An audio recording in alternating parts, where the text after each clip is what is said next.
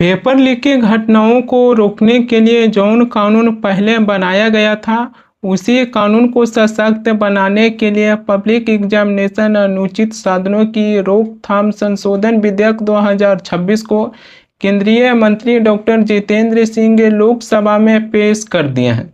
ये कानून आज कोई नया कानून नहीं बनाने जा रहा है। ये कानून साल 2024 में ही बन गया था। 12 फरवरी 2024 को भारत की राष्ट्रपति की मंजूरी मिलने के बाद एक कानून बन गया था, लेकिन अब इसी कानून को थोड़ा और मजबूत बनाने के लिए बीजेपी सरकार इसे कानून में संशोधन करने जा रहा है। साल 2024 की कानून को देखिएगा तो पेपर लीक होने के बाद पेपर लीक माफिया को सजा देने के लिए 3 से 5 सालों की जेल का प्रावधान था, लेकिन इसमें अब नया बदलाव ये होने जा रहा है कि 5 साल की जेल और अधिकतम पेपर लीक माफिया को 10 वर्ष की जेल हो सकता है। इसी के साथ 50 लाख रुपए की जुर्माना भी भरना पड़ेगा। संगठित अपराध साल 2024 की कानून को देखिएगा तो पेपर लीक माफिया को 5 से 10 सालों की जेल का प्रावधान था। इसी के साथ 1 करोड़ रुपए की जुर्माना भरने का भी ये प्रावधान साल 2024 के कानून में था, लेकिन अब इसमें नया बदलाव होने जा रहा कि पेपर लीक माफिया पकड़े जाते हैं तो 7 वर्ष की जेल, इसी के साथ 10 करोड़ रुपए की जुर्माना भरना पड़ेगा।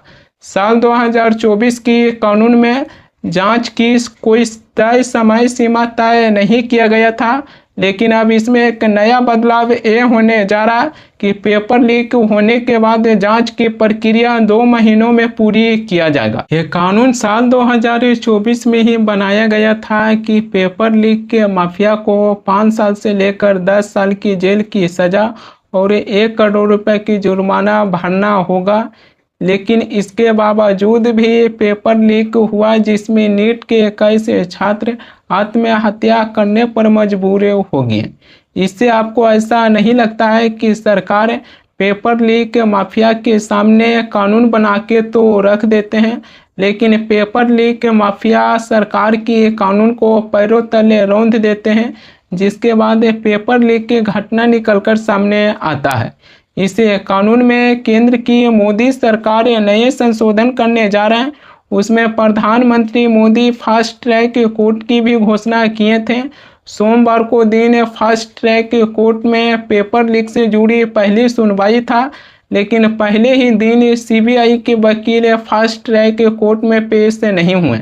इससे क्या सरकार के ऊपर सवाल खड़ी नहीं होता है कि सरकार जहां छात्रों के भविष्य को लेकर एक से एक बड़े कदम उठा रहे हैं, लेकिन जब फास्ट ट्रैक कोर्ट में सुनवाई होता है तो सीबीआई के वकील पेश नहीं होते हैं। Anti paper leak bill Lok Sabha में पेश किया गया है। बिल पर चर्चा के दौरान नए शिक्षा मंत्री प्रहलाद जोशी की भी चर्चा हो रहा है।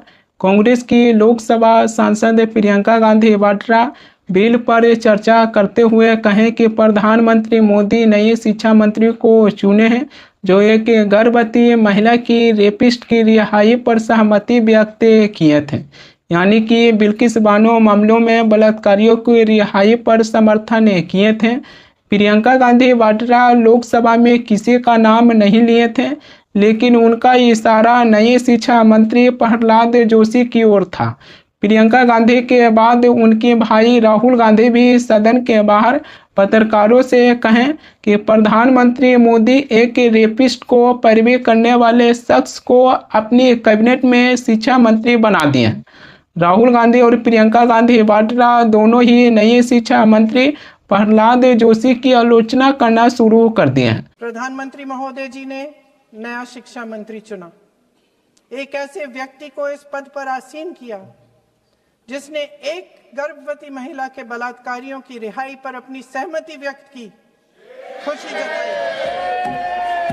देश की करोड़ों लड़कियों को प्रधानमंत्री जी ने क्या संदेश दिया। अब बड़ा सवाल ये आ जाता है कि जब पूर्व शिक्षा मंत्री धर्मेंद्र प्रधान अपने पद से इस्तीफा दे दिए, तब बीजेपी सरकार नई शिक्षा मंत्री को चुनने में इतना जल्दबाजी क्यों की है? क्या नए शिक्षा मंत्री की पहले की ट्रैक रिकॉर्ड को देखते हैं कि उन्होंने क्या बयान दिए थे। इतनी जल्दबाजी में नई शिक्षा मंत्री को चुन लिए हैं, जो इसी को लेकर अब सवालें खड़ी किया जा रहा है। हालांकि यह मामला काफ़ी ज़्यादा सेंसिटिव होते हुए भी दिखाई देता है, क्योंकि एक रेपिस्ट की रिहाई पर नए शिक्षा मंत्री प्रहलाद जोशी अपनी उस पर सहमति जताए थे, यानी कि उसका समर्थन किए थे। संसदीय कार्य मंत्री किरण रिजिजू कहें कि विपक्ष एंटी पेपर लीक बिल के प्रावधान पर चर्चा नहीं किए हैं, केवल उस पर राजनीति किए हैं। प्रियंका गांधी वाड्रा केवल नए शिक्षा मंत्री प्रहलाद जोशी की आलोचना नहीं किए हैं, IIT मद्रास की निदेशक प्रोफेसर बी कामा कोटी के ऊपर भी तंज कस दिए हैं। प्रियंका गांधी वाड्रा सदन में एंटी पेपर लीक पर चर्चा करते हुए कहें कि पेपर लीक होने के बाद बनाई गई नई कमेटी में एक गौमूत्र विशेषज्ञ को शामिल किया गया है।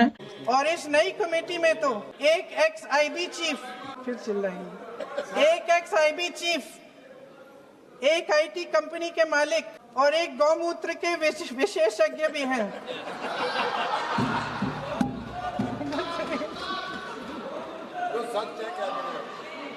इन्हें शिक्षा के बारे में क्या पता जी? सर सच है। आप आज मेरे से नाराज हो रहे हैं, मन मुस्कुरा लीजिए। वो आपने भी चुनाव लड़ा।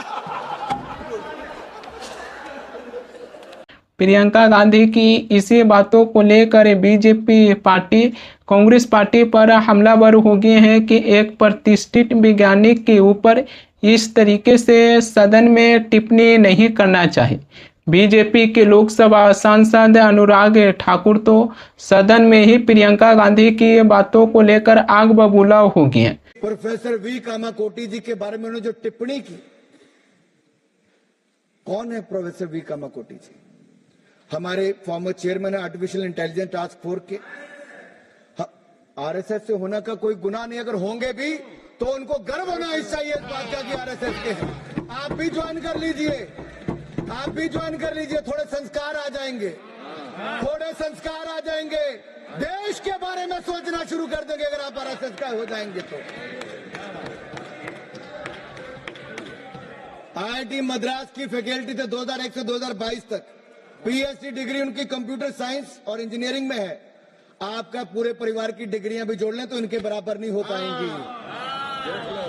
पूर्व शिक्षा मंत्री धर्मेंद्र प्रधान अपने पद से इस्तीफा दे दिए थे, लेकिन जब सदन में पहुंचते हैं तो बीजेपी के नेता और बीजेपी के मंत्री धर्मेंद्र प्रधान की इस तरीके से स्वागत करते हैं, जो लगता है कि अपने ही देश की युवाओं के बीच एक बड़ा जंग जीतकर आए हैं। इसको लेकर कांग्रेस की लोकसभा सांसद गौरव गोगोई कहे हैं कि धर्मेंद्र प्रधान को शिक्षा मंत्री के पद पर रहते हुए 21 छात्रों ने अपनी आत्महत्या कर ली है।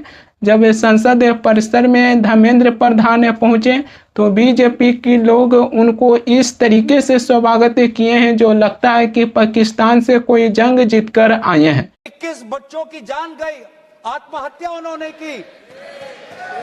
आपको शर्म नहीं आती इस सरकार को कि जिस मंत्री के तहत में 21 बच्चों ने अपनी जान गंवा दी, आत्महत्या की, जब उसने अपने मंत्री पद से इस्तीफा दिया, कल जब वो सदन में आए आपने उनको ऐसा माला पहनाया ताकि जैसे वो पाकिस्तान से जंग लड़के आए हैं। ऐसा माला पहनाया, ऐसा उनका वजूद उनको बढ़ा किया मानो कि वो पाकिस्तान से जाकर सीमा पे जाकर जंग लड़के आए हैं। ये है उनकी सच्चाई।